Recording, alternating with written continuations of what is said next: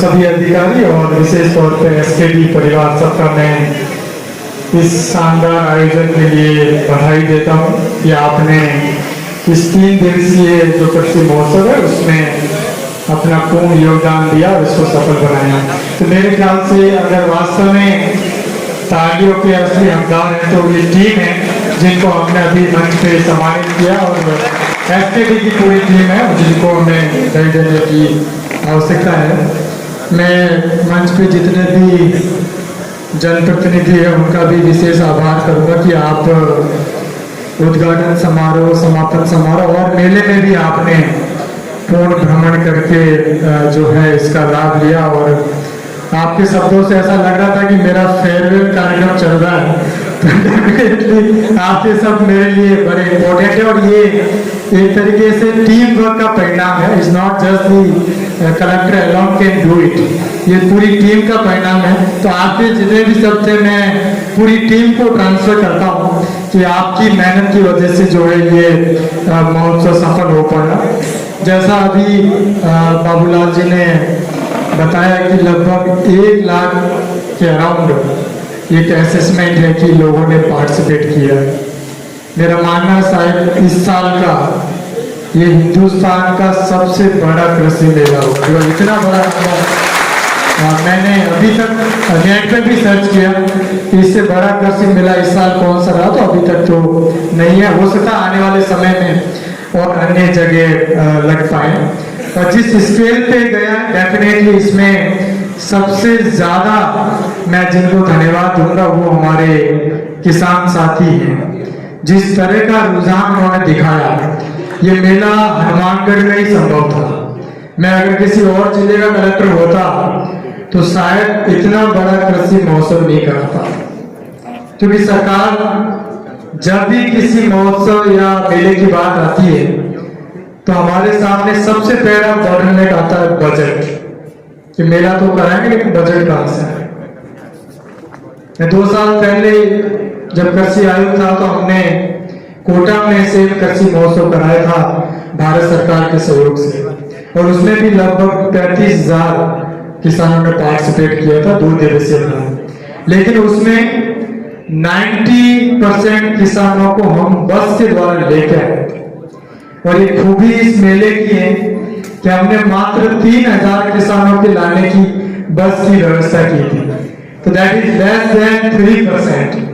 97% किसान अपने साधनों से या पब्लिक ट्रांसपोर्ट का यूज करते स्वतः आ रहे हैं। तो ये जो स्केल है इसके लिए मैं बहुत बधाई दूंगा सभी किसान भाइयों को जो इस मेले में पधारे, सभी मीडिया के बंधु जिन्होंने इसका प्रचार प्रसार किया, कृषि विभाग और संबंधित विभाग के सभी कर्मचारी जिन्होंने नीचे किसानों तक इस बात को पहुंचाया कि एक मेला लग रहा, इसका आप पूर्ण जो है लाभ है। तो मैं इस मेले के 3-4 जो महत्वपूर्ण बिंदु है उस पर आप सबका ध्यान आकर्षित करूंगा। सबसे पहले तो आपने देखा हमने मेला वर्ड नीचे यूज किया है। ये उत्सव था, महा उत्सव था। मेले में 2 तरह के लोग होते हैं, क्रेता और विक्रेता। लेकिन इस उत्सव में बहुत सारे ऐसे भागीदार थे जिन्होंने इसको रियली में एक फेस्टिवल का रूप दिया। सबसे महत्वपूर्ण जो कंपोनेंट इस मेले में था कि किसान हमारे पूरे खुले मन से आए, हर स्टॉल पे गए, जानकारी ली और कुछ न कुछ लेके गए। मैं जब गेट से बाहर निकल रहा था तो हार्डली कोई किसान होगा जिसके हाथ खाली थे। कोई न कोई प्रोडक्ट वो लेके जा रहे थे, जो इस बात की निशानी है कि वो चाहता है कि मेरे खेत के अंदर मैं कुछ ऐसे साधनों का प्रयोग करूं जिससे कि हमारी आजीविका का संवर्धन हो। और यही हमारे माननीय प्रधानमंत्री महोदय और माननीय मुख्यमंत्री महोदय की मंशा है। सीएम साहब के क्लियर निर्देश थे कि जिला प्रशासन किसानों की आय संवर्धन अपने लेवल पर लगातार कुछ न कुछ करते रहे। ये कृषि महोत्सव माननीय मुख्यमंत्री महोदय के निर्देशों और उनकी इस मंशा का परिणाम था, जो फलित आप सबके सहयोग से और विशेष तौर पर एसकेडी परिवार के सहयोग से। कुछ लोग शायद मानते होंगे कि आपने लिमिटेड क्षेत्र का विजिट किया है, लेकिन जिन लोगों ने समग्र रूप से मेले का अवलोकन किया होगा तो खेती से जुड़े हुए सारे एस्पेक्ट इसमें कवर्ड थे। पशुपालन विभाग की तरफ से जो उन्नत नस्ल के पशुपालक यहाँ बुलाए गए थे, जो पशु पालने वाले, हमने उनसे 2-3 लोगों से संवाद किया। एक पशुपालक के पास मुरा नस्ल का भैंसा था। हमने पूछा ये कितने का है, तो उसने कहा सर इसकी 23 करोड़ बोली लग चुकी, लेकिन मैंने बेचा है।